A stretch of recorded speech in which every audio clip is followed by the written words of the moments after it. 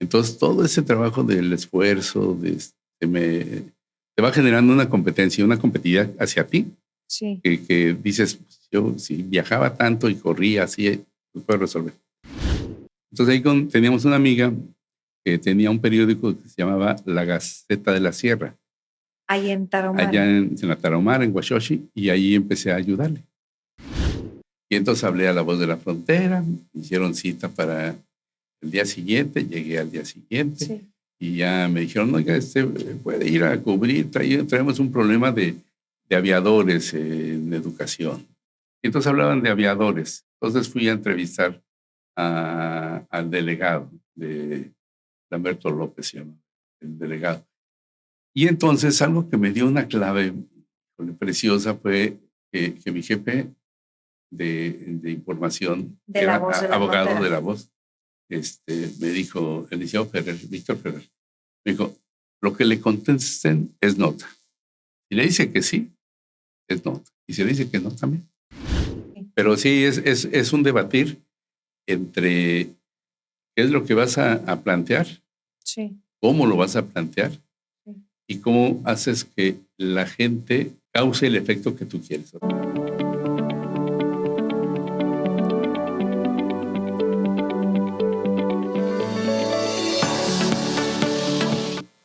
Hola, ¿qué tal? Bienvenidos a este su espacio. Espero que el favorito dentro de toda la programación que hacemos aquí en Al Aire BC, que se transmite en sus dispositivos en las diferentes plataformas de este canal regional a través de la casa productora de SIG Productions, y estamos en las instalaciones justo de los estudios de SIG Productions, y yo les agradezco muchísimo su tiempo, su atención, sus comentarios. Suscríbanse a nuestras páginas tanto de Al Aire BC como Diana Rubalcaba de YouTube, porque así es como nosotros permanecemos con ustedes para que estos espacios se sigan dando a conocer, sigan promoviendo historias fascinantes como la de hoy.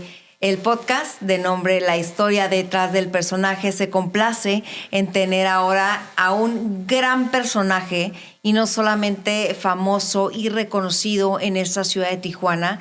Él es un periodista muy, muy, muy famoso entre los que sí saben de pluma. Es también un escritor que recién acaba de tener a su bebé, un nuevo libro del cual vamos a estar, por supuesto, platicando de toda la riqueza que nos trae en unas cuantas páginas, y vamos a saber todo lo que ha tenido que pasar para llegar a donde está. ¡Antonio Era! ¡Eh! ¡Tienes porra! Muchas gracias, Diana. Un placer, un honor, Diana, estar contigo. Y aparte hay que contar al público que con 43 años de experiencia aprendiste de los grandes maestros también del periodismo. Pero, ¿qué te parece si comenzamos con la historia, ¿no? Para que cronológicamente les vayamos llevando a la gente. ¿Por qué decidiste ejercer precisamente el periodismo? ¿Qué es lo que te llamó? ¿Cómo eras de chiquito? ¿Cuáles son las características, a lo mejor tus debilidades y fortalezas? Porque todo influye para que hoy seas como eres. Sí, sin duda todo se remite a un barrio de la Ciudad de México, el barrio de Santa Julia, un barrio bravo, barrio popular, hijo de un carpintero y una cocinera de hospital, con una formación de tercer año de primaria. Entonces fuimos la primera generación que estudiamos, pero vivíamos en el barrio, y mi papá, pues sus lecturas eran era Alarma, el Alerta, ¿no? Sí. Y mi mamá, por fortuna, veía televisión, pero dejaba que nosotros, cuando tuvimos televisión, dejaban que nosotros viéramos nuestra programación, mi hermano mayor y yo.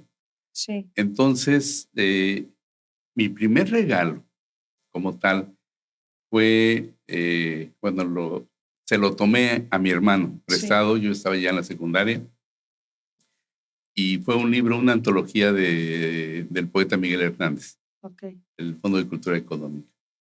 Y yo leía y leía e imaginaba, y entonces empecé a leer la historia del poeta, y después mi hermano se dio cuenta y llegó un día con un libro, 5 libros, que me regaló, entre ellos Carmen, los hermanos Karamazov, y me dijo, toma, para que Porque te se pongas a dio leer. cuenta que te apasionaba la Empezaba a lectura. leer.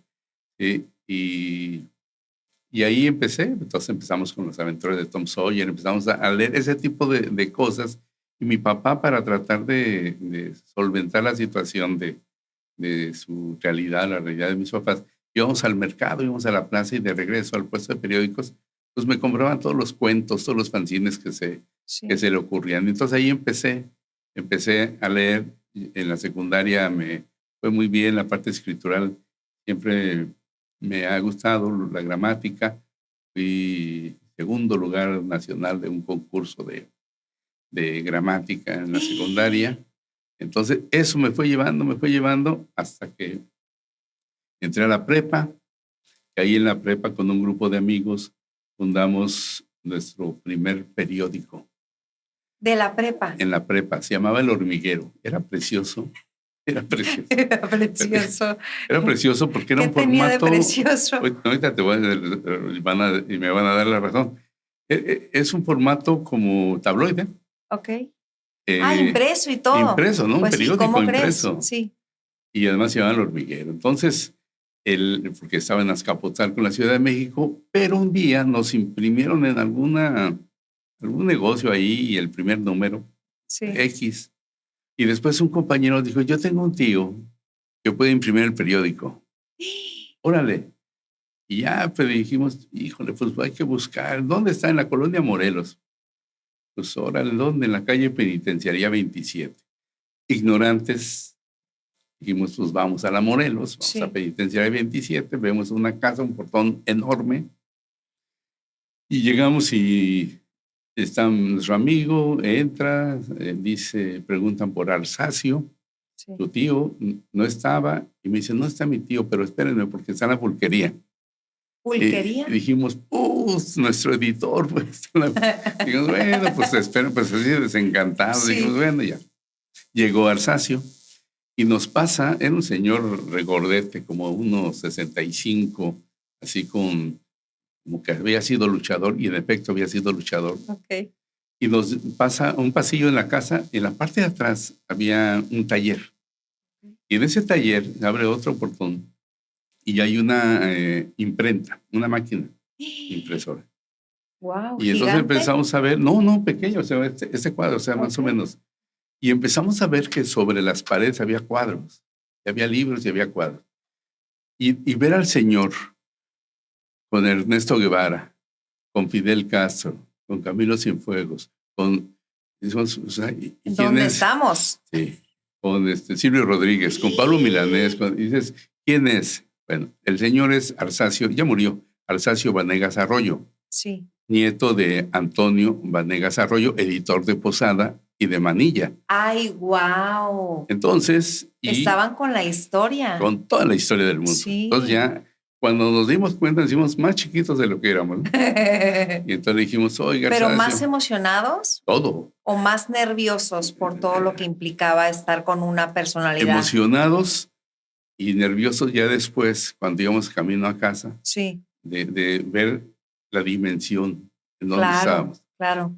Y entonces él nos hacía el periódico, entonces le ponía plecas y le ponía ilustraciones de Posada y salía precioso el periódico. Sí. Salimos como 8 números hicimos en la Blanco prepa. y negro todavía. Blanco y negro, sí, todo. Pero papel periódico. Papel periódico. ¿Y el contenido? Lo hacíamos nosotros. Sí, pero bueno, ¿cuál era las secciones? De cuestiones de la escuela, ya estábamos en cuarto semestre y ya algunos íbamos despuntando qué íbamos a hacer, qué queríamos hacer. Sí. Había sección literaria. Sí. Mucho estábamos enfrascados en lo que era el movimiento sindicalista del Colegio de Bachilleres. Sí. Trabajo con algunos compañeros de otras escuelas, una cuestión ya política.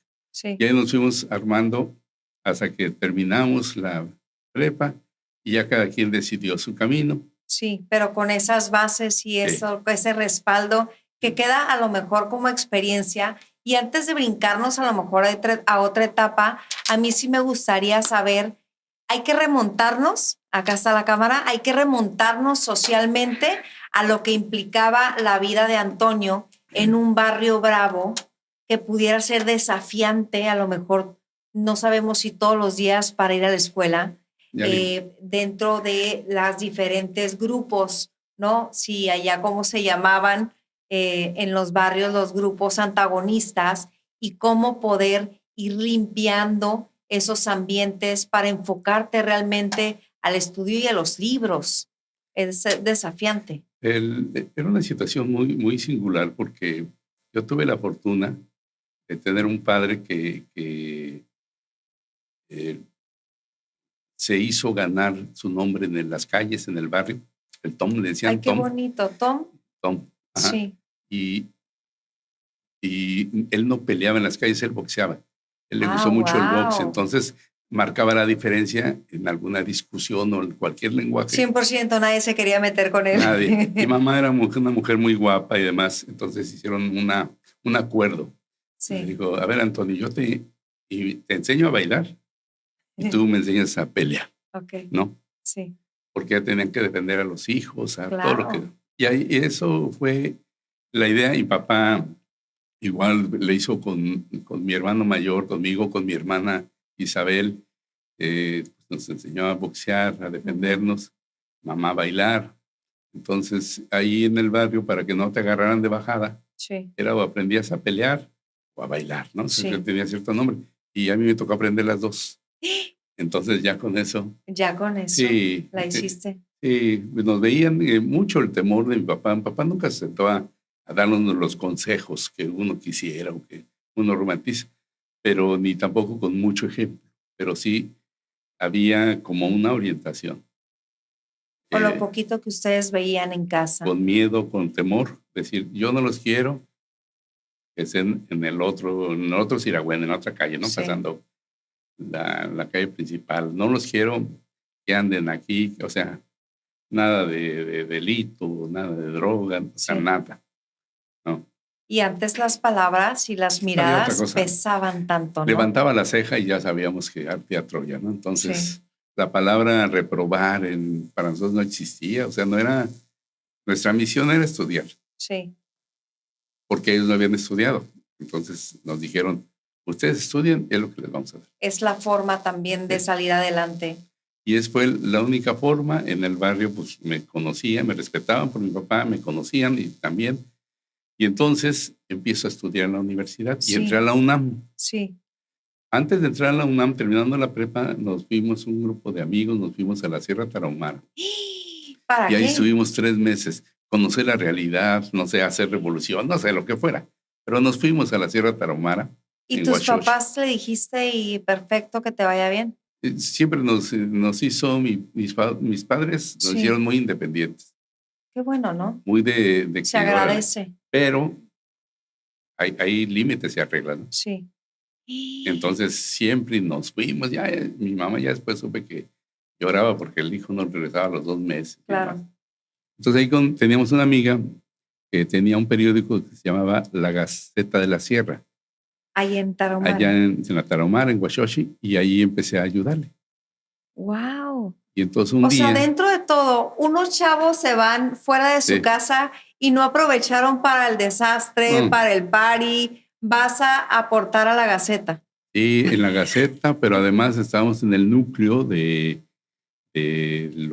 personal médico que hacía campañas, o de los jesuitas que hacían campañas, y entonces nosotros nos metíamos a trabajar y a ir a inyectar a los indígenas, a escolarizar, a todo lo que fuera. ¿Cuánto aprendiste? No, aprendes un montón. En esa época nosotros pues, ya leíamos literatura a buen nivel. Y me acuerdo que un día nos invitan, con la misma amiga Magdalena Mulia, nos invita a cubrir, ayudarles en la cobertura del 8º encuentro de pueblos indígenas de la Tarahumara. Pimas, Barojíos, Tarahumares, Tepehuanes. Y entonces de Huachochi nos vamos a Krill. Okay. Que está del otro lado en la sierra. Y en una cañada ahí se hizo el encuentro. Y entonces ahí estuvimos ahí con los indígenas de los 4 grupos. Sí. Pero además en el trayecto íbamos en una camioneta y entonces íbamos viendo los pinos grandísimos, las piedras grandísimas, las estrellas y todo. Y entonces en mi mente estaba Antonín Artaud, de los poetas malditos, hablando de la tarahumara. Entonces, imaginando esas cosas. Haciendo relación tanto del libro como de lo que tú estabas viendo. Entonces, eso era aprendizaje, todo era aprendizaje. Sí, aprendizaje. 100%. Ya cuando llego de regreso a México, ya estaba una carta de la UNAM diciendo que me habían aceptado en la carrera de sociología de la UNAM. Wow. Dije, perfecto, vámonos. Ya le dije, mamá, ya empecé a estudiar. Ya regreso. Oye, pero ¿cómo les avisabas? Porque no había teléfono. No, había telégrafos. Telégrafos. Había telégrafos y de repente alguien iba a México. Oye, te encargo si pasas con mamá. Sí. Ahí le avisas. Y entre las mamás pues, ¿cómo éramos no? 4. Entonces, ¿con qué razón lloraba? Sí. ¿No? Sí, pensaba que nos íbamos a quedar allá. Sí, en esa época en Chihuahua, estamos hablando del 77. Estaba sitiado la sierra. Le decían la furia gris a una policía estatal, estaba el ejército. Y el trabajo que hacíamos nosotros era un trabajo más social. Okay. Y la otra estaban recordando con Raúl Hernández, amigo, compadre mío, que vive ahora también en Mexicali, que la primera vez que estuvimos en la sierra, nos invitaron amablemente de la guarnición militar a salirnos de la sierra. ¿Cómo? Sí, pues. ¿Les recomendaron de la manera más amable? Sí, porque nosotros no teníamos vela en el entierro, pero íbamos a las campañas de vacunación, íbamos a las campañas de no sé qué, a todo lo que se oyera íbamos. Pero tampoco tenían maldad. Pues no, íbamos a ayudar. Pero para ese entonces los que tenían maldad, como siempre hasta la fecha, son los gobiernos, ¿no? Los soldados, los policías. 100%. Entonces, aunque se vistan, de manera diferente son los mismos. Y entonces ya nos regresamos. Sí. Yo empecé a estudiar en la UNAM. Sociología. En un tronco común donde estaba sociología, periodismo, relaciones internacionales. Historiadores. Y entonces, a la mitad de la carrera, bueno, el cuarto semestre, quinto semestre, llegué un día bien contento con mi mamá. Sí. Y ya había encontrado yo más o menos por dónde iba. Sí. Le dije, mamá, quiero hablar con usted. Dice, a ver, ¿qué pasa, hijo? Digo, me voy a cambiar de carrera. No. Y avanzado. Y quiero estudiar periodismo. No, me dijo mi mamá. ¿Cómo crees? Dice, te vas a morir de hambre. Bueno, más bien por la economía, por tu desarrollo, por el poco futuro a lo mejor que tu mamá le veía. Tu mamá que pues sí, seguramente con esa sabiduría, ¿no? De querer lo mejor para el hijo. Sí, de protegerme. Sí, porque antes no era tan peligroso como ahora, ¿no? No, nada que ver. Ajá. Y entonces me le dije, entonces, pues no, hijo, termina sociología y hace lo que quiera. Sí. Entonces, después hice lo que quise porque ya me metí al periodismo. ¿Pero sí terminaste sociología? Sí. Y en la UNAM, pues, que también te abre un panorama, ¿no? Estuvo... Todo. Sí. Mira, nosotros las bases. Hacemos un trabajo diferente, no tan sensacionalista. Sí. Y en mucho fortalecemos el trabajo periodístico por una cuestión metodológica. Sí. Y nos remitimos es medio aburrido, pero bueno, se llama epistemología, teoría del conocimiento. Y entonces la epistemología dice que todo conocimiento parte de un hecho. Sí. Que tiene un entorno social, político, histórico, y en la cuestión ideológica que a mí me ha tocado estar, también tiene que ver con la dialéctica. Sí. Entonces, cuando yo hago una nota, normalmente no es una nota sino entonces tengo que partir del hecho, no de lo que dijo el político, el empresario, no. El hecho, ¿qué es lo que está hablando? ¿Hacia dónde va?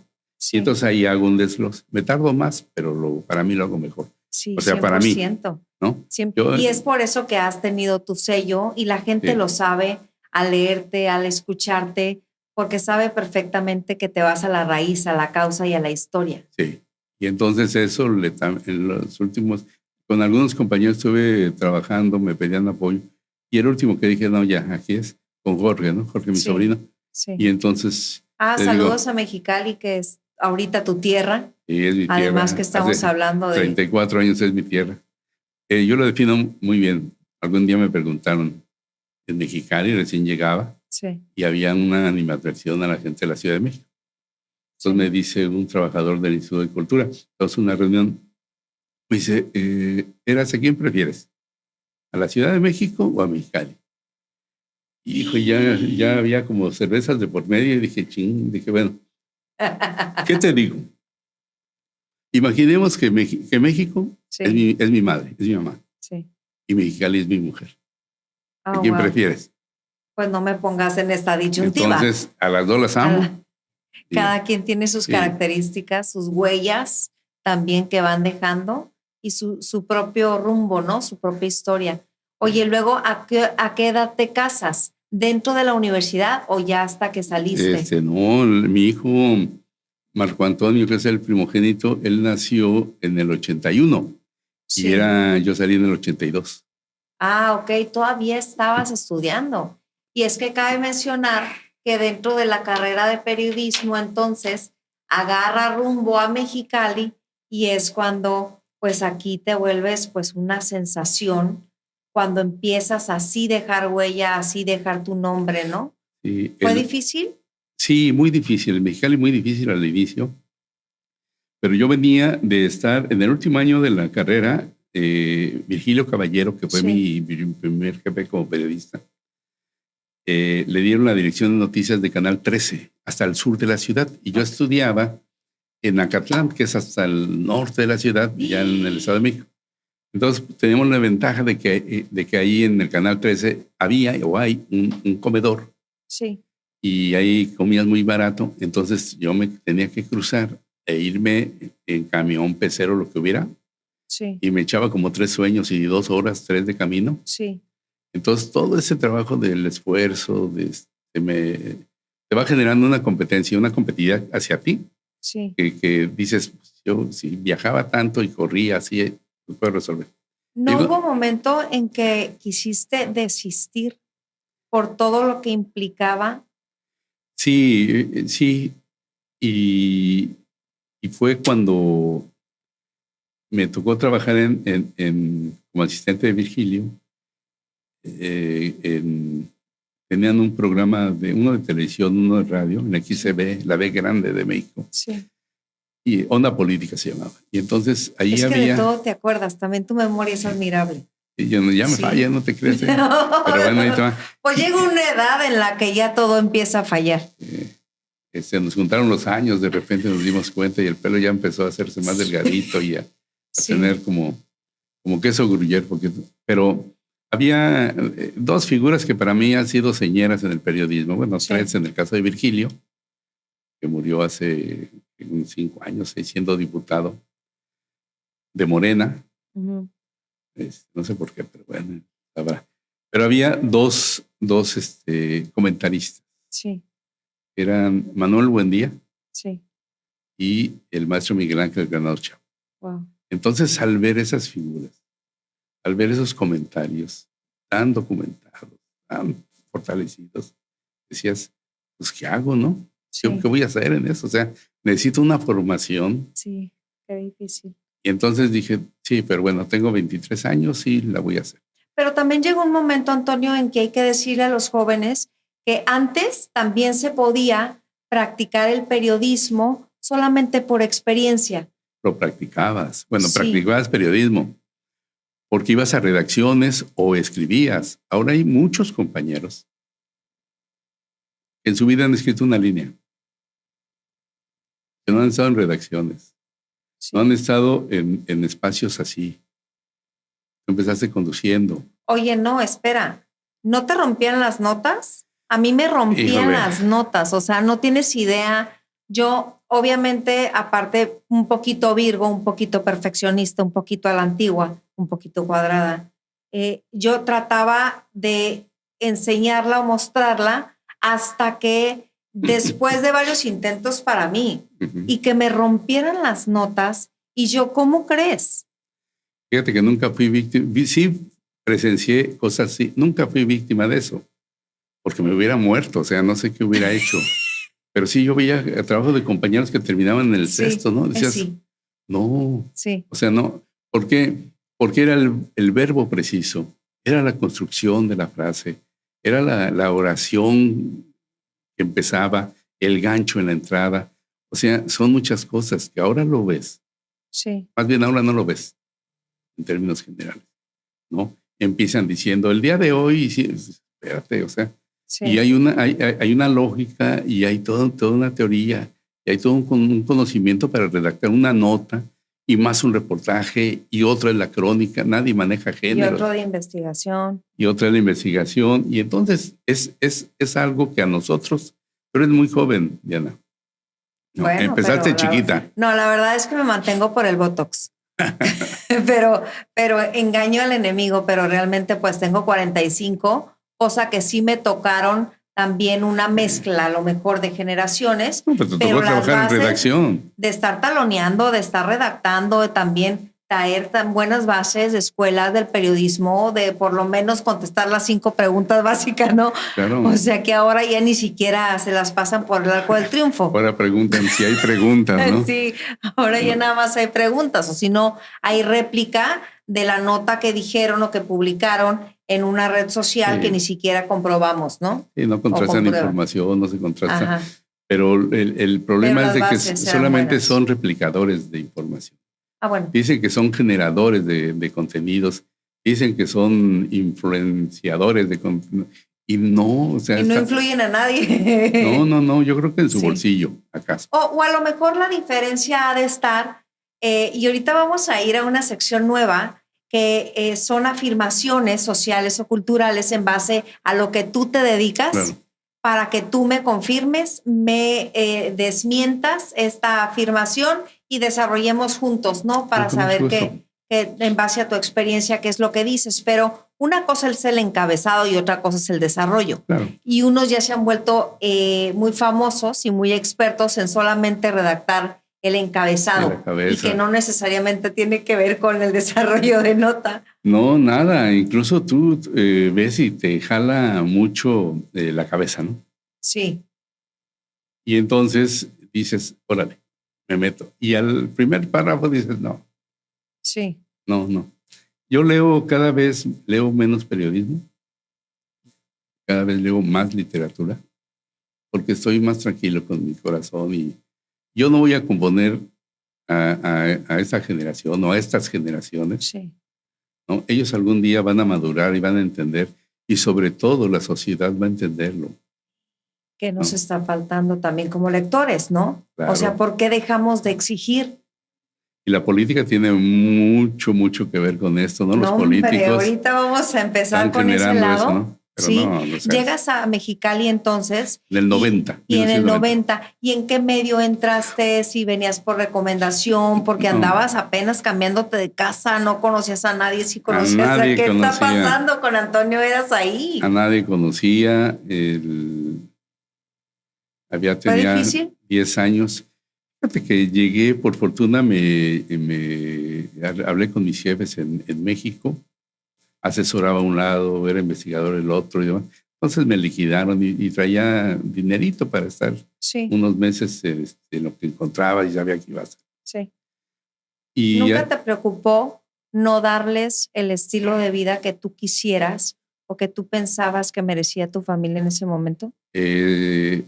Cuando empezó, el dinero es finito. Cuando empezó a mermar, dices, aguas, ¿no? Sí. Y entonces yo empecé también muy poco tiempo empecé a desesperarme porque yo traía una actividad muy fuerte en México. Sí. Entonces llego a Mexicali, que es otro clima, otra intensidad, otra vida, otra dinámica. Otro lenguaje. Otro lenguaje, ¿no?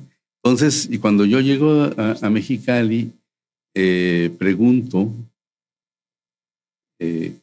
cuál es el periódico que se ve más, que se vende más, que lo compran más. La Voz de la Frontera, me dijo. Sí. Perfecto. Y entonces hablé a La Voz de la Frontera, me hicieron cita para el día siguiente, llegué al día siguiente y ya me dijeron, oiga, puede ir a cubrir, traemos un problema de aviadores en educación. Ya estaba el gobierno del PAN y el gobierno federal pues, era del PRI. Pues estaba entrando el estatal del PAN. Sí, estaba entrando Rufo y en México estaba Salinas. Y entonces hablaban de aviadores. Entonces fui a entrevistar al delegado de Lamberto López, se llama, el delegado. Y entonces algo que me dio una clave preciosa fue que mi jefe de información, De que La era Voz de la abogado Frontera. de La Voz, me dijo, el licenciado Ferrer, Víctor Ferrer, me dijo, lo que le contesten es nota. Si le dice que sí, es nota. Y si le dice que no, también. Claro. Entonces con eso dije, bueno, pues ¿dónde está ahora? Para empezar, ¿dónde está? Pues váyase allá a la Náhuatl, que ahí va a haber una especie así como de pirámide, y ahí está educación. Sí. Y fui, ya regresé, entregué mi nota, y salió y me dijo, desde hoy está contratado. Perfecto. Dije, ¿Y cuál fue la respuesta? ¿Que sí o que no? ¿Que no había aviadores? Digo que no había aviadores, pero yo traía lecturas donde decía, oiga, licenciado, pero es normal que en varios estados han encontrado aviadores. Sí. Porque son maestros. Ya le empecé a explicar. Me dijo, mira, sí hubo, ahorita no hay. Ah, bueno, entonces sí hubo, ¿verdad? Sí. Y estamos detectando. Y entonces empiezas a crear una historia. Sí, 100%. ¿No? Hasta si no te contestan, ¿no? Es también una respuesta, ¿no? Los silencios, ¿no? Sí. Y entonces ese jefe que tuve en La Voz, yo estuve en La Voz como 2 o 3 meses nada más. Ah, poquito. Pero muy poquita, te explico por qué salí. Me dijo, mire, usted viene de otra ciudad. Salga a caminar. Recorra la ciudad, siéntese donde quiera y todo lo que vea diferente, hágame una crónica. Wow. Y no tiene que venir el diario, el periódico, puede venir cada vez que tenga trabajo, 1 día, 2 días, o sea, no hay problema. Entonces empecé a publicar crónicas ahí en la Voz de la Frontera. Y un día me habla y me dice, ya se va a poner bueno, ya usted va a cubrir la fuente oficial, el gobierno del estado, y pues es nuestra carta fuerte ahí. Bueno, ahí voy. Estuve 1 mes, pero empezaron los problemas porque me empezaron a hablar los funcionarios. Sí. A decirme, oiga, yo no le declaré eso, ¿eh? ¿Cómo fue lo que me declaró? Pero llevabas la grabadora. Sí, grabadora y todo. Pero ellos se peleaban porque decían la cabeza, ¿no? Una cabeza bien kamikaze, pues, ¿no? Sí. Y en una nota sí me la voltearon. Entonces le dije, y ya llegué con mi jefe, le dije, no, así no puedo. Ustedes traen una cuestión editorial, ¿no? Y demás, pero yo acabo de llegar, no conozco a nadie, me estoy dando a conocer. Yo firmo las notas, es mi nombre. Ah, en edición la cambiaron. Sí. Ok.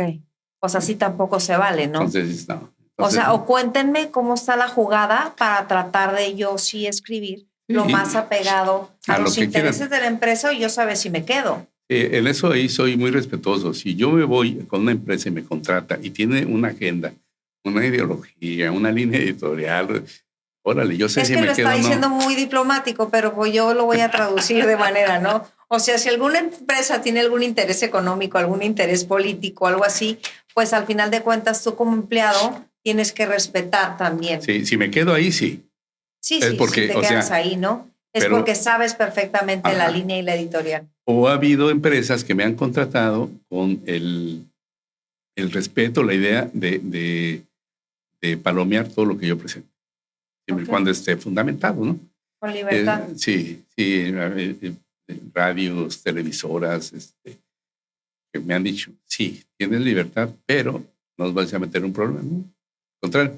Y como todo lo respaldo, sí, pues no tengo ningún Pues es que nunca se ha discutido ni tu profesionalismo ni tu ética. No les gusta lo que dicen, pues, pero yo qué culpa tengo pero si la realidad es otra. Pero eso no quiere decir que no sea verdad. Sí. Que no. O sea, ¿cuál es la responsabilidad de Antonio Heras de sí informar la verdad y qué tanta libertad hay actualmente para que les llegue a los lectores y a todos los ciudadanos en general una realidad? Mira, tenemos un problema sobre todo porque nosotros tenemos ahora, de hace 20 años, fundé una cosa que se llama Lindero Norte. Sí. Y ahí estamos y ahorita ya Jorge Heras es el encargado es el dueño de esta plataforma digital. De encabezar los esfuerzos. Todo. O sea, yo Pero tú también participas, yo te he visto ahí. Hago trabajo en la casa, alguna grabación, comentario y demás. Trabajo para el periódico La Jornada en la Ciudad de México. Ellos tienen una agenda y un interés muy marcado. Sí. Entonces... ¿Y ahí qué tal te va? Bien, porque yo manejo mi agenda personal. Entonces yo propongo temas. Cuando me proponen temas con un sentido, no lo hago. Ay. Sí, es que te dicen, entrevista a Diana Rubalcaba sobre la importancia del día en Tijuana y cómo le hace ella para cruzar o no cruzar. Y te están dando la respuesta. Entonces, no, pues a lo mejor le pregunto y a ver qué me dice. Sí. Entonces, es eso. Y como uno ya es viejo en esta parte, Sí. entonces yo les digo, ahí está, cuando quieran, yo ya no estoy. Entonces, Y bueno, ahí sigues. Y ahí sigues sí, aportando a la jornada a nivel nacional. sí, en el periódico. Y sobre todo que necesitan sí cobertura de la frontera, ¿no? También.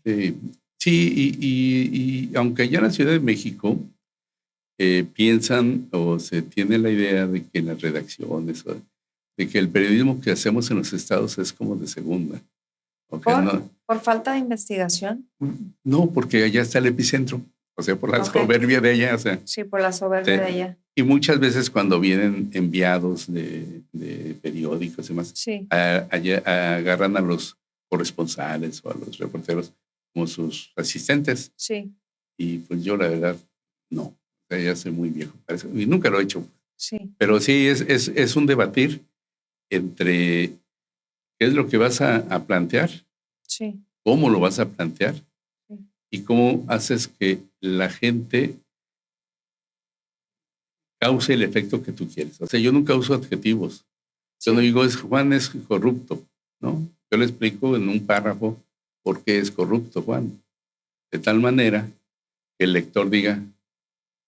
Sí, entiendo perfecto. Ahí sí. Yo no adjetivo, no me meto en vidas personales, conozco muchas y muchas historias de los políticos y de empresarios y demás, pero no, eso no es periodismo. Sí, eso ya es morbo. Morbo es... ¿verdad? Hay una diferencia entre... Sí, hay morbo. Hay periodistas, o hay gente que está en medios de comunicación que son muy populares. Sí. Y hay otros que tienen prestigio. Sí. No siempre el prestigio está pegado con lo popular, ¿no? Y yo prefiero estar metido ahí en mi casa en Mexicali sin problemas. Durante mucho tiempo viví 14 años en el Valle de Mexicali. Sí. Mira, feliz y produciendo diario. ¿Y cómo ha cambiado la vida, no solamente para ti, que también eres un ciudadano ya de Mexicali, residente de Mexicali, sino el ambiente, la vida político, lejos del crecimiento? ¿Cómo ha cambiado Mexicali? Mucho. Vemos problemas que antes no había. Recién entrevisté para un programa sobre lo que era la vida en Mexicali. Sí. Al de Protección Civil, a René Rosado. Entonces, y cuando yo llegué todavía en Mexicali, la gente en verano que no tenía cooler, aire acondicionado, se dormía en el porche. En el porche de su casa. Sí, se bañaban o le echaban, rociaban las sábanas y se dormían en el porche. Los carros abiertos, con las ventanas abiertas, las casas, los cercos. Con la confianza, pues, de que así era. Sí. Y poco a poco ha ido cambiando. Poco a poco. No, eso no es producto de la inmigración, sino de la descomposición que hemos tenido en los núcleos familiares. Hacíamos una investigación, Jorge y yo, sobre la cuestión judicial, la judicialización pues, de quienes estaban en los penales. Y entonces, en un estudio que hace el Poder Judicial, que nunca lo difundieron, no sé por qué, hablaba que 7 de cada 10 de las personas que estaban internas eran nacidos o residentes en las ciudades de Baja California. O sea, no nos importan la delincuencia. Lo generamos aquí. Sí. ¿No? Y habrá un rasgo en el caso del narcotráfico que si vienen grupos, ¿no? De Sinaloa, de Sonora, de Jalisco, así. Pero en términos generales la delincuencia común, muchos son nacidos en Baja California. O sea, la que realmente sientan que te roban la mina de gas, que te roban el carro. Somos y que le afecta directamente, es gente lamentablemente de Baja California, ¿no? Por esta descomposición social y lo que llaman ellos falta de oportunidades, ¿no? Que qué fácil. Que qué fácil tomarlo por esa alternativa. Es muy Pero fácil. también a mí me gustaría saber, a la par de que ya la profesionalización o el profesionalmente de Antonio Vera estaba ya consolidándose aquí en Baja California y Antonio Eras tenían un nombre en la vida personal, ya estabas con tus 3 hijos, ¿no? O sea, creciendo, y es ¿cómo crees que para que la gente sepa también la calidad de ser humano, hoy que ha pasado un poquito de tiempo, cómo te calificas como padre? ¿Qué repetiste de tu padre y qué mejoraste a lo mejor? Bueno, como padre yo me considero uno de los mejores.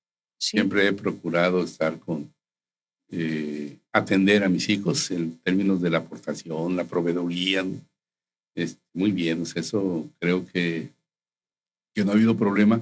Mi vida, durante mucho tiempo, mi vida fue de vivir al día y pensar que a fin de mes tenías que pagar los recibos, la hipoteca, todo eso, Sí. los colegios. Bajo presión. Sí, sí, porque tampoco el periodismo te deja Sí. mucho, que digamos, ¿no? Sí. Entonces... Tu mamá tenía razón. Sí. Tu mamá tenía razón. Sí, pero a pesar de eso me ha ido muy bien porque normalmente trabajo en 1, 2 o 3 lugares, ¿no? Okay. Entonces ya juntamos el dinerito, muy bien, mis hijos, muy bien, me fui 4 años a México, regresé, cambiamos de la industrial a la zona este de la ciudad. Lamentablemente hace 12 años por ahí, nos divorciamos y bueno, y ahora me fui al Valle, regresé, vivo otra vez cerca del barrio donde llegamos, ahí en la industrial. ¿Qué fue para ti regresar? Todo, o sea, todo, ¿Sí? todo. Pero además sí, porque además es extrañar el bullizo, el ruido. Yo soy urbano, pues, de la Ciudad de México. Pero sí, del barrio Bravo. Y me había ido al Valle de Mexicali y era feliz. Sí. Y esa casa, estoy enamorado de esa casa. Pero en 2019, Diana, sí. me dio un infarto cerebral en agosto. Sí. Y en septiembre me dio un infarto del corazón en la Ciudad de México, que fui a la graduación de mi hija, de Frida, que estudió teatro allá. Y estuve un mes en México, ya hasta que me pusieron un stent, me volvieron a poner, me pusieron otro stent ya en Mexicali. Y entonces el cardiólogo me dijo, no puedes estar viviendo solo y lejos. Tienes que venirte al área urbana, cerca de un lugar donde haya sala de hemodinámica, cerca de tu familia o algo donde puedas responder. Y entonces así, por eso ya soy otra vez en Mexicali. O que no te queden con tan larga distancia, ¿no? Mira, sobre todo cualquier cosa. En diciembre del 23 estaba en la casa, iba a ver a un médico, estaba desayunando, me levanté, desayuné, lavé los platos y me senté a revisar qué tenía que hacer. En la mesa estaba viendo agenda, además dije, bueno, tengo que ir al médico a las 11. Sí.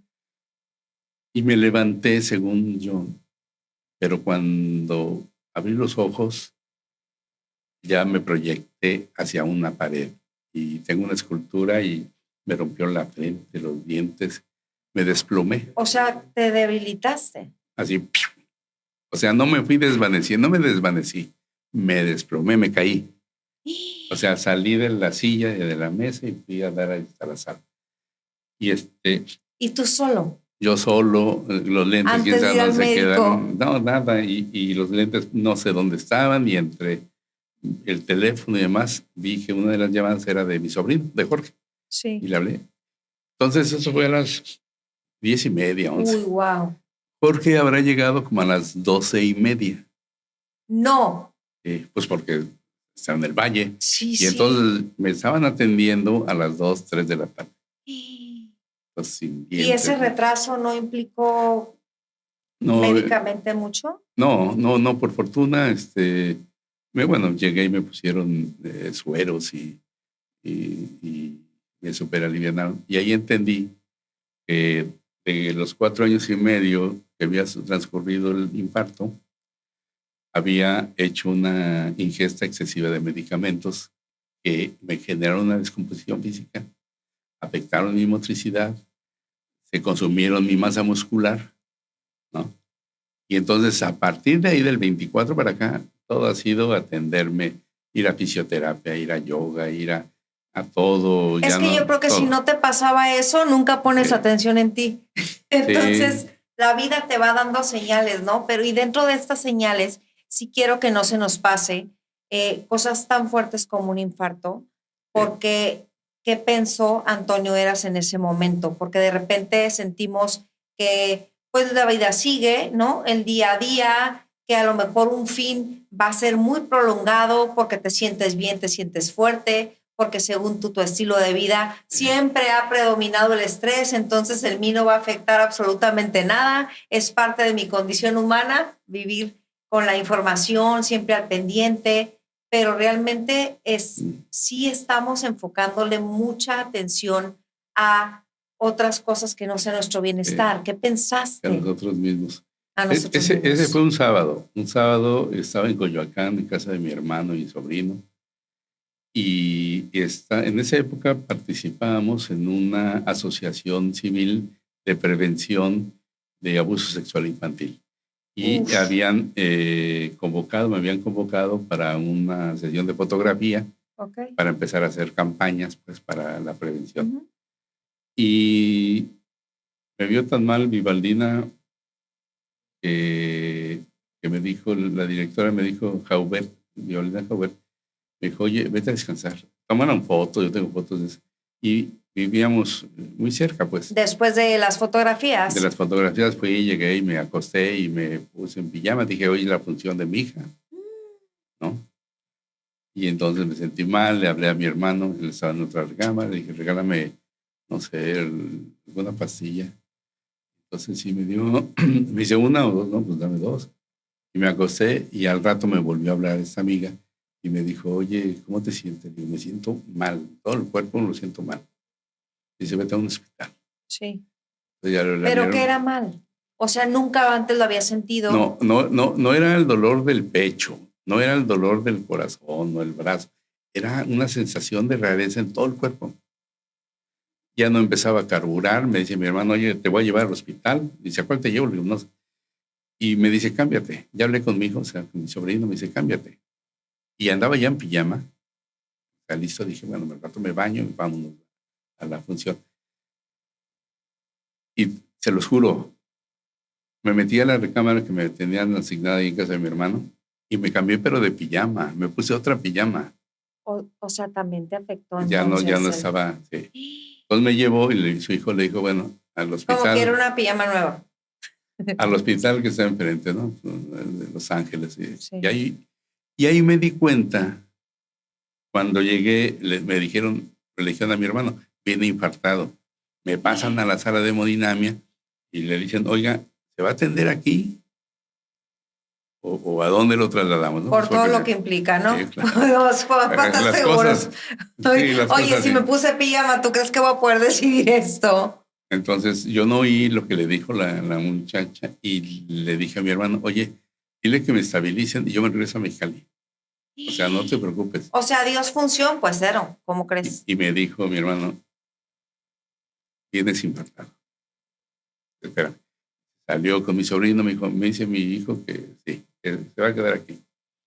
Me suben al quirófano y el anestesiólogo se pone a platicar conmigo porque es una operación que tienes que estar despierto. Y entonces me dice, es el monitor y me dice, su infarto le dio como a las 3, 4 de la tarde. Son las 7 de la noche. O sea, tiene 3 horas con infarto. Si se hubiera tardado más, ya no lo estaríamos contando, señor. Digo, ¿cómo? O sea, es que yo pensé, no.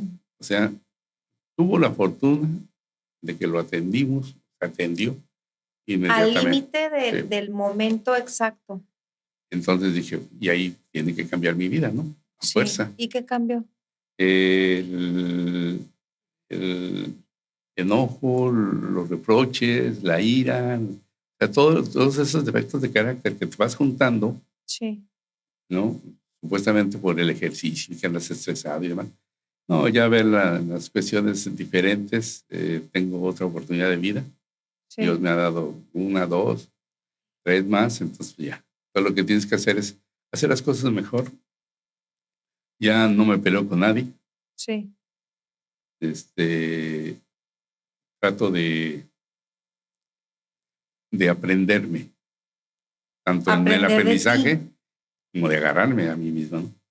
¿Y te ha gustado en lo que te estás convirtiendo ya con todas tus experiencias? Sí, mucho. O sea, la versión Antonio Era 2025 remasterizado, está renovada, pero así, pero en down. Pero se disfruta más. Más, porque estás contigo. Sí hubo cuestiones culturales que tenían siempre estar apoyando gente, siempre estar ayudando. Ese ya no lo hago. No porque no te salga de tu corazón, sino porque también desgasta y tienes que ponerte a pensar en ti. Y luego estás pensando más en ellos que estás pensando en ti. Y luego llega gente y te pide apoyo y demás, y al rato ya no le das y ya eres el malo de la película. Entonces, ya no, ya. Y es que para terminar esta etapita que me está encantando, pero nos da para, yo creo que miles de podcasts con Antonio Eres, imagínense nomás todo lo que tiene que compartir de criterios de la vida misma y poder enriquecernos, ¿no? Con comentarios e intercambio de ideas. Él es muy generoso. Pero de todo lo que ha pasado. A mí sí me gustaría saber qué le puedes decir a los jóvenes que precisamente buscan una personalidad o se han hecho bajo una personalidad tan perfeccionista, tan exigentes consigo mismos, o a veces culturalmente a los hombres no se les permiten, ¿no? Ni equivocarse, ni verse vulnerables, y es el momento que puedas contagiarnos. Y es una situación muy difícil porque nadie te pone la etiqueta de fuerte. Nadie. Tú te la pones solita, ¿no? Por cuestiones culturales. ¿Por qué? Porque no reaccionó X, Y o Z y tú te asumes. Pero yo soy cierto que lo más importante es hurgar en uno mismo, conocer sus limitaciones, conocer sus virtudes, si las tenemos, ¿no? Sus errores, y decir, bueno, yo tengo, este es el espacio que tengo, este es mi cuerpo, es mi espacio y demás, y puedo hasta aquí. Pero eso no quiere decir que mis responsabilidades, si son mayores, las tengo que descuidar, tengo que cumplirlas, pero con mis límites, a mi tiempo, en mis momentos. A veces pensamos que somos seres superiores o que no podemos equivocarnos, y se vale equivocar, pero enmendar. Y reconocer. Sí, lo reconoces, pero enmiendas y órale otra vez, ¿no? Yo creo que en mucha parte, Diana, es una manera de estar bien con uno mismo. Encontrarse, ver que hay momentos de reflexión particular. Y la vida tiene que vivirse en un ritmo nuestro, no en el ritmo de los demás. No en el Pero de a la veces ciudad. la sociedad te va empujando, ¿no? Sí. Con las exigencias mismas del ritmo acelerado. El problema es cuando tú te asumes en esa dinámica, ¿no? Porque puedes estar, sí, en esa dinámica que te genera la ciudad, la sociedad, pero en resistencia, ¿no? Y sabiendo que este empuje que me está dando va al vacío. Yo no me quiero ir al vacío. Ahí sí tengo que contenerme. Sí. Y entonces mucho hablar consigo mismo, muchos silencios, mucho pensar en uno, pensar por sí, ver a la gente que te rodea, la gente que está contigo, la de veras. Sí. Y hacer una criba para que se quede la gente que se merece quedar. Y porque nosotros como seres humanos nos merecemos todo. Y siempre debemos de generar. Sí. Generar económicamente, generar afectos, generar todo. No podemos estar como vegetales, ¿no? Esperando que vengan las cosas. Y eso ha cambiado. Pues cambiando un poquito de tono, vamos a meternos un poquito a política, lo cual me encanta la idea porque cada vez están adelantando más las campañas, cada vez también tanto los políticos son de otro perfil y a veces parece que regresáramos, como la sociedad a veces no exige o exige pero no participa.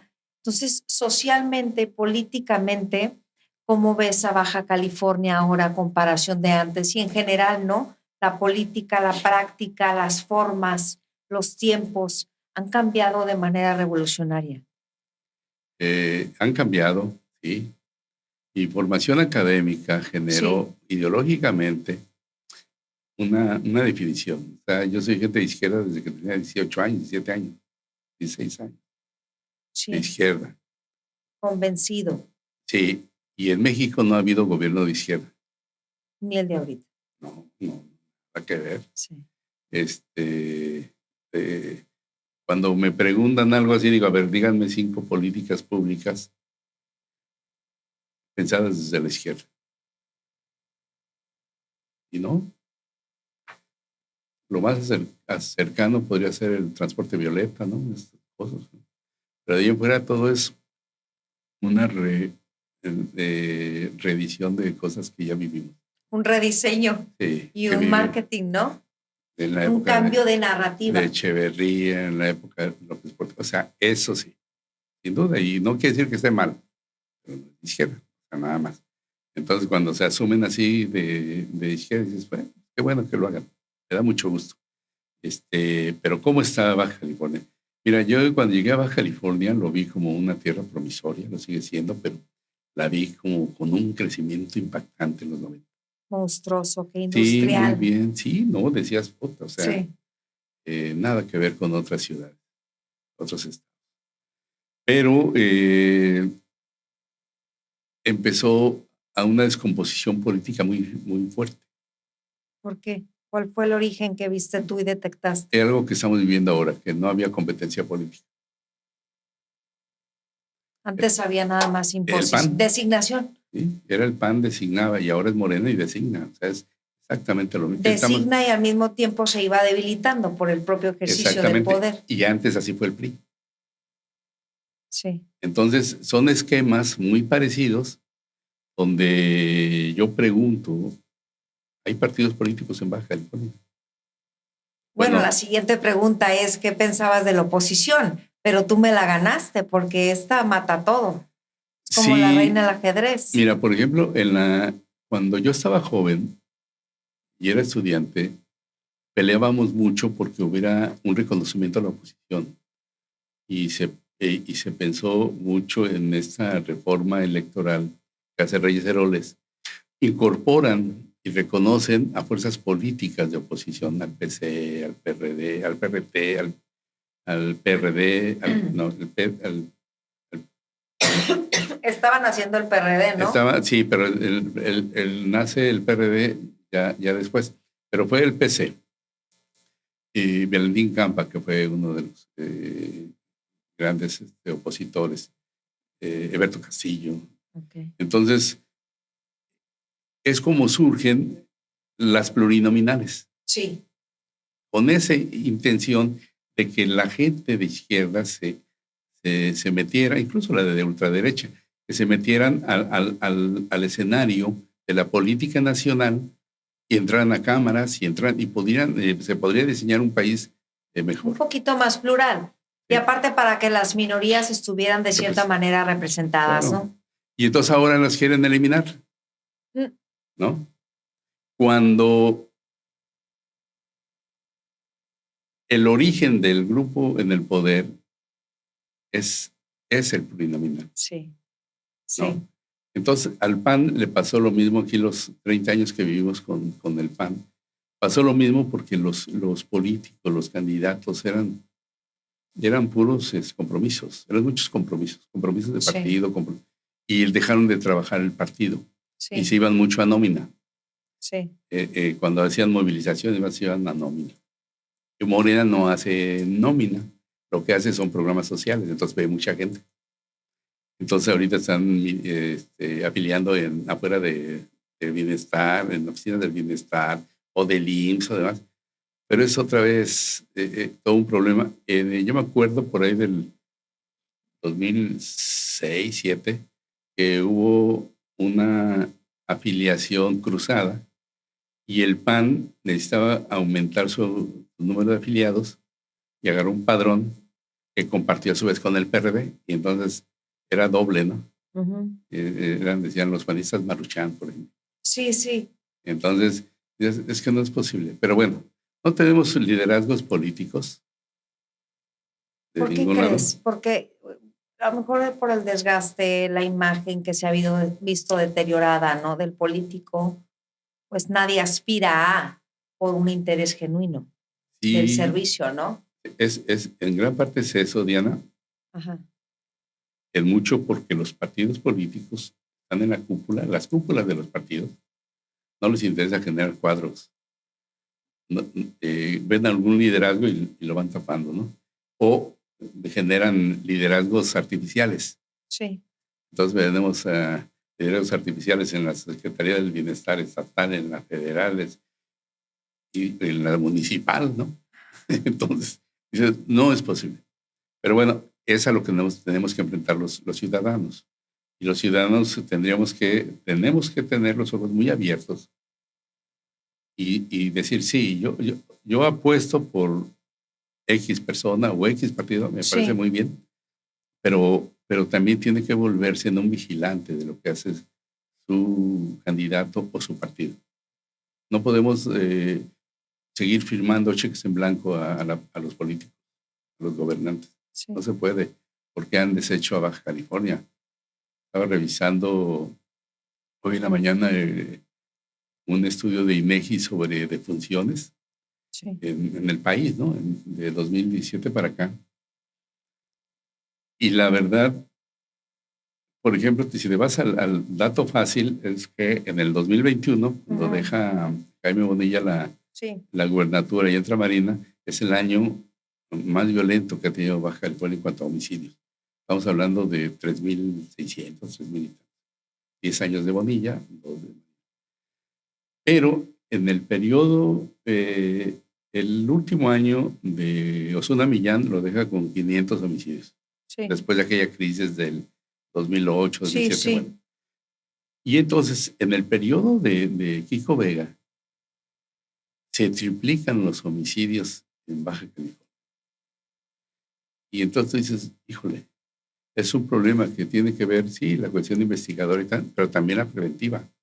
Y también la prevención. Y también la educación. Y el también, problema está ahí. No, es que nos podemos... Oye, pero sí sabes que llevamos más de una hora de programa. No me digas. Entonces, ¿ya nos vamos o qué? Entonces, no, es que falta tu libro. Y falta la nueva sección. Confirma, descarta y desarrolla. Vamos a ver qué nos dice nuestro personaje de las siguientes afirmaciones sociales. El libro lo presentamos en septiembre aquí en el CEART, donde tú vas a estar. Sí. Va a estar tú, Carmen Escobosa. Sí. Va a estar Rosalía Gutiérrez. Va a estar Johanna Gilbaja. Wow. Es gente del medios, pues. Sí. Tu servidor. Entonces, ¿quieres que yo le voy moviendo con tu libro en las redes sociales y en plataformas, posteando portada, contenido, y luego, ya que se acerque un poquito más la fecha de septiembre, nos aventamos un podcast del libro? Sí. ¿Sí? Nada más déjame hacer el último comentario de la política. Uf, y ya nos vamos. No me digas eso porque en eso no le veo límite. No, ahí te va. Sí. Lo más importante para el ciudadano es que siga creyendo en la política. Que crea Pero en ella. ¿cómo creer con tantos actos de corrupción, con tanto nepotismo, siendo vigilantes, con tanto abuso de autoridad? Tú tienes la única herramienta para no estar, que es el voto. Tienes que cuidar y señalar a quienes se corrompen, a quienes hacen nepotismo, a quienes cometen ilícitos. No puedes dejarles pasar ya nada. Pero si hay personas que lo hacen y no hacen nada, o sea, te voy a estar revirando porque no, la gente bien. También al mismo tiempo, me imagino que en sus casas, donde estén viendo esto, también se hacen las mismas preguntas. Da impotencia, Antonio. Claro, y yo creo que los grandes problemas, la solución de los grandes problemas empiezan en casa. ¿Por qué? Porque ahí tienes tu núcleo y en tu núcleo puedes decir a tus hijos, a tu esposa, a tu esposo, a tu compañero, compañera, cuáles son las reglas de la casa. ¿No? Y cuáles son las reglas hacia afuera. Y es ahí donde puedes incidir en las cuestiones de la escuela, pero el comportamiento viene desde ahí. Y exigirle sí a la escuela. En estos protocolos uno se pregunta, ¿quién se va a hacer cargo de la seguridad y de la integridad de los niños de Baja California en los centros escolares? Maestros. La gobernadora. No, bueno, pues La empecemos por secretaria. quienes están atendiendo físicamente. Los maestros, sí. La directora, la inspectora, Lo inspecto. el sindicato Sí. o nadie. Entonces nosotros necesitamos decir, señores, hagan protocolos de veras. ¿Quién se responsabiliza de mi hijo? Yo de mi hijo me responsabilizo en el trayecto y en mi casa. Bueno, te voy a poner una radiografía que también lamentablemente tienen muchas personas aquí en Baja California. Por el ritmo de trabajo y las exigencias de la vida económica, sobre todo, tanto papá sale a trabajar, ¿Sí? Si es que hay papá y mamá en una casa, ¿verdad?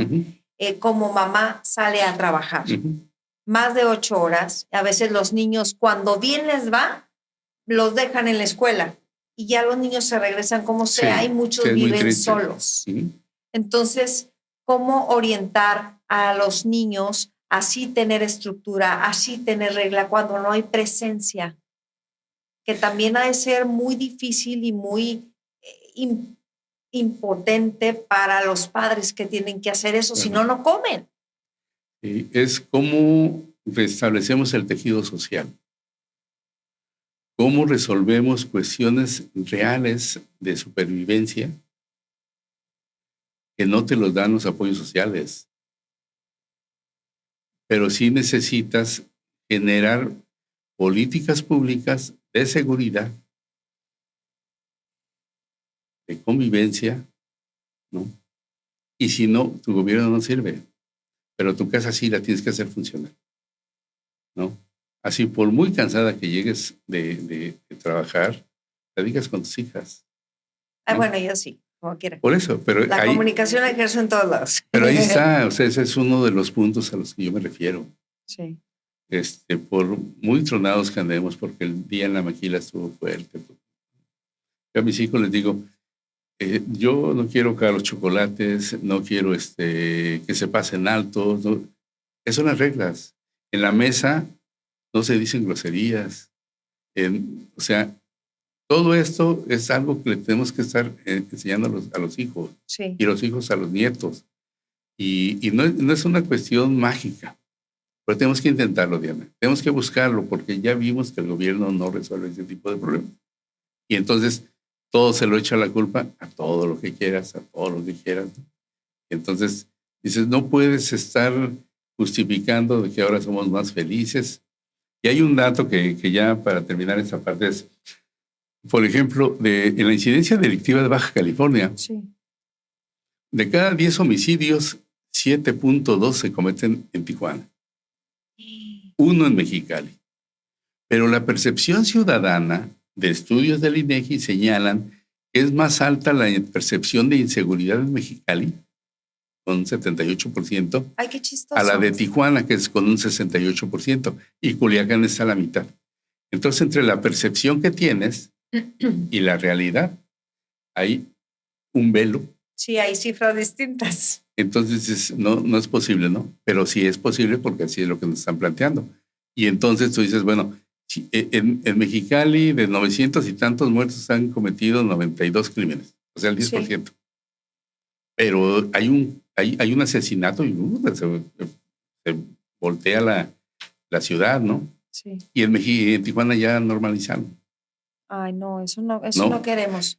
Eso es lo que hay que trabajar. O sea, tenemos que seguir diciendo que no es posible. O sea, no es posible.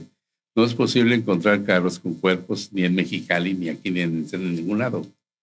Entonces, ¿quién tiene que hacer el trabajo? Pues las corporaciones. Y todos, ¿no? Lo que nos corresponde. En la casa, lo que nos corresponde. O sea, si cada quien hacemos nuestro granito, yo no sé si la producción ya me ayudó a tomar material para temas de historias, de redes, porque ya vamos a dar sobre todo el último planteamiento y el cierre no sin antes agradecerte el tiempo, Antonio. Gracias, y sé que también tú te tienes que ir porque ya vas de regreso, ¿no? A tu capital del estado. Nada más la última pregunta que pudiera ser fuerte y tan profunda como lo queramos hacer. La esperanza se desgastó de tanto usarla. Se extravió. La esperanza se extravió y se volvió solamente un eslogan. ¿No? un eslogan, ¿no? ¿La política cambió o simplemente cambió la narrativa? Las dos, la narrativa hizo que la política hizo que la narrativa fuera de dientes para afuera. Vemos un ejemplo muy rápido, vemos mucho trabajo de apoyo Sí. para la prevención de delitos contra la mujer. Y tenemos el segundo lugar de feminicidios en Tijuana, del Sí. país. Y el epicentro de la violencia feminicida está en Tijuana. Y la narrativa es que estamos bien, ahí estamos. Ya está el Instituto de la Mujer, está el Centro de Justicia de las Mujeres, está, sí, en los hechos seguimos teniendo problemas graves. ¿Los periodistas se creen dueños de la verdad? Sí, aunque el periodista es un aprendiz de todo y un experto en muy poco, pero sí. ¿Quién es el verdadero dueño de la pluma? ¿Quién es? Sí. Los medios, la relación con el poder y los periodistas que ejercen su oficio, su profesión con fortaleza. ¿Hay medios sin intereses? No, todos los medios responden a una agenda, a una línea editorial, a un interés que puede ser el más noble de la sociedad, al interés económico. O sea, eso, pues, sí, siempre hay interés. ¿Te arrepientes de algo? ¿Qué sería? Sí, me arrepiento de no haber dedicado más tiempo a mis hijos por el periodismo. Eso sí me arrepiento. Pero creo que al final de cuentas hemos salido avantes. ¿Ganó la pasión? Sí, sin duda. Cuando dejamos la pasión, pues ya. Pero tú estabas enfocado también en ofrecerles por medio de esa pasión un mejor estilo de vida. Sí. O sea, te digo que salimos avantes al final. O sea, Ok. de repente, cada uno de los tres tiene su lectura, ¿no? De más a menos, pero sí, creo que viven bien, vivo bien, tienen formación los tres, son gentes de bien, ¿no? Uno trabaja en el gobierno, es burócrata, es comunicador, pero no le gustó el periodismo. El otro es ingeniero, Sí. vive aquí en Tijuana, y la otra es actriz y vive en la Ciudad de México. Pues saludos a los tres. Y bueno, qué fortuna de tener a un papá, un ser humano, un profesionista y alguien por el que yo la verdad admiro muchísimo, que a lo mejor tú no sabías, pero tener a Antonio Heras aquí me llena de emoción tremenda porque es un maestrazo de la vida y de la pluma, tener 43 años de experiencia de profesionalismo y me gana la emoción porque yo sí dejo salir este lado humano que me encanta conocer, ¿no? Es que has encontrado la verdad, y se lo digo así, la verdad, encontraste un espacio, un tono muy, muy, muy adecuado a ti, que además aporta, porque lo que yo he estado viendo de ti vale mucho la pena. ¿Por qué? Porque eres una periodista formada, que aportas, no eres una improvisada que agarra un micrófono. Y entonces eso te genera valores, te da valores. Y entonces veo fotos con tu familia, veo fotos con los amigos y veo el podcast y dices, órale. Y la verdad, no estamos así como de tocaditas, pero yo te admiro, Diana, siempre te he admirado. Uno escoge a sus periodistas. Sí. ¿No? Yo no sé, yo no soy quien para decir quién es periodista, ahí sí no sé, pero sí sé quién no es periodista. Y mis amigos son periodistas. Muchas gracias. Ya te tocará. Hay que hacer la dinámica con la gente que te toque estar de este lado. A ver si tus preguntas son tan matadoras como tus columnas. Lo que pasa es que yo tengo un principio, es que cuando yo invito a alguien a mi casa, sí, lo invito para que se siente y se sienta bien. ¿Y te sentiste bien ahora? ¿Cómo no? Qué bueno. ¿Cómo no? No hago entrevistas matadoras. Ok. No, mejor no hago. Sí. O acaso. Pero cuando es así, no, al contrario. Ay, muchas gracias. Al contrario, Bendigo el gracias. momento en que Dios nos puso en el camino en este restaurante ayer. Y había una columna, no sé qué era, había una columna que no nos dejaba ver, pero ahí sí. Pero aún así nos encontramos Sí. y nos diste el libro. Muchas Gracias, gracias, Diana. muchas gracias. Gracias, Esto fue gracias a usted. la historia detrás del personaje, parte de la programación de todo el canal de Al Aire BC. Muchísimas gracias por su tiempo.